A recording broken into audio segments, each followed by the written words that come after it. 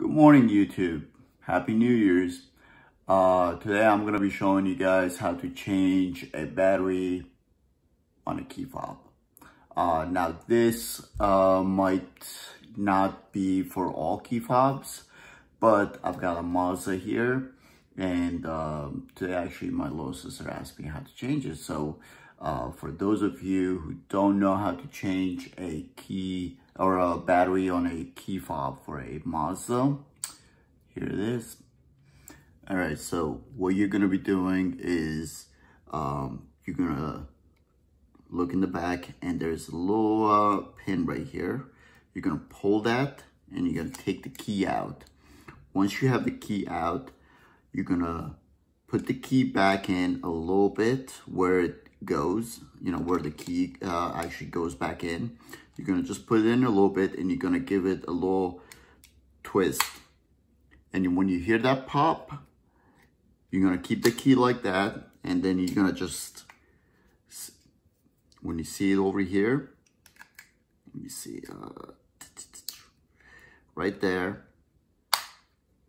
you're gonna go ahead and you're gonna work it around.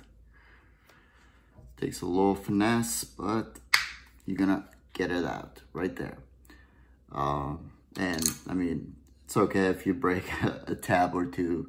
I've opened this up probably about, 5 times to change the battery so far. And, I've broken the tab. So that's no problem. This is waterproof. The battery's right here. You're going to take the cap off right there, and the battery's right there. And a quick little hint, if you need to purchase a new battery, it says right there what battery you need. It's a CR2025 for this particular key fob.